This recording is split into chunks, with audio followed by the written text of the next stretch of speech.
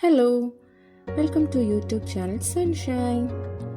ഇന്നത്തെ താരം ആരാണെന്നോ? കൂവ. കാണാൻ അത്ര പോരെങ്കിലും ആള് പുലിയാണ് കേട്ടോ. ഇതിൽ calcium, magnesium, potassium, sodium, vitamin A, C, thiamine ധാരാളം അടങ്ങിയിട്ടുണ്ട്. ഇന്ന് ലഞ്ചിന് കൂവ തോരനാക്കാമെന്ന് വിചാരിച്ചു. അപ്പോൾ നേരെ റെസിപ്പിയിലേക്ക് പോയാലോ. ആദ്യം തന്നെ കൈ കൊണ്ട് ഇതിൻ്റെ തൊലി കളഞ്ഞെടുക്കാം. ഇതിന് പീലറിൻ്റെ ആവശ്യമില്ല കേട്ടോ. തൊലി കളഞ്ഞാൽ ഇതുപോലെ ഉണ്ടാവും. മണ്ണിൽ നിന്ന് കുഴിച്ചെടുക്കുന്നത് കൊണ്ട് തന്നെ ധാരാളം മണ്ണ് കാണും. അപ്പോൾ നല്ല പോലെ തന്നെ കഴുകി വൃത്തിയാക്കണം.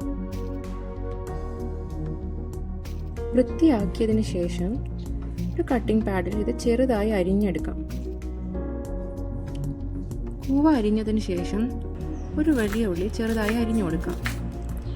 ഇതിലേക്ക് ഒരു പച്ചമുളക്, അല്പം തേങ്ങ ചിരവിയത്, മഞ്ഞൾ ആവശ്യത്തിന്, ഉപ്പ് ആവശ്യത്തിന്, ഒരല്പം മുളക് പൊടി, വെള്ളം ധാരാളം ഒഴിച്ചു കൊടുക്കണം.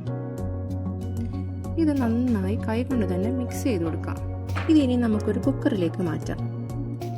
കുക്കർ മൂടി വെച്ച് ഒരു വിസിൽ വന്നതിന് ശേഷം 10 മിനിറ്റോളം ലോ ഫ്ലെയിമിൽ വെക്കണം. എന്നിട്ട് ഓഫാക്കാം. ഇനി ഇതിൻ്റെ ഹൈലൈറ്റാണ് വെളുത്തുള്ളി. ഒരു 5-6 അല്ലി വെളുത്തുള്ളി ഇട്ട് കൊടുക്കാം. ഇതൊന്ന് ഒതുക്കി മാറ്റി വെക്കാം. ഇതിട്ടാൽ വേറെ തന്നെ ടേസ്റ്റാണ്. ഇതിനോടൊപ്പം തന്നെ കറിവേപ്പില, വറ്റൽമുളക് ഒക്കെ എടുത്ത് വെക്കാം. ഇനി ഒരല്പം എണ്ണ ചൂടാക്കി കടുക് പൊട്ടിക്കുക. അതിനുശേഷം ഇതൊക്കെ ചേർത്തൊന്ന് വഴറ്റിയെടുക്കുക. അപ്പോഴേക്കും നമ്മുടെ കൂവ വെന്തിട്ടുണ്ട്. ഇനി ഇത് ചേർത്ത് നന്നായി ഒന്ന് മിക്സ് ചെയ്യാം. അഥവാ വെള്ളം അധികമാണെങ്കിൽ ഒന്ന് വറ്റിച്ചെടുക്കാം. നന്നായി മിക്സ് ചെയ്തതിന് ശേഷം ഇതൊരു ബൗളിലേക്ക് മാറ്റാം. അപ്പോഴിത് എൻ്റെ കൂവത്തോരൻ റെഡി. ധാരാളം ഫൈബറും അയണും അടങ്ങിയിട്ടുള്ളത് കൊണ്ട് തന്നെ ഹെൽത്തി ഡയറ്റ് ഫോളോ ചെയ്യുന്നവർക്ക് ട്രൈ ചെയ്ത് നോക്കാവുന്നതാണ് ഈ റെസിപ്പി. അപ്പോൾ ഇതുപോലത്തെ നല്ല നല്ല വീഡിയോസ് കാണാൻ വേണ്ടി സബ്സ്ക്രൈബ് ചെയ്യാൻ മറക്കില്ലല്ലോ.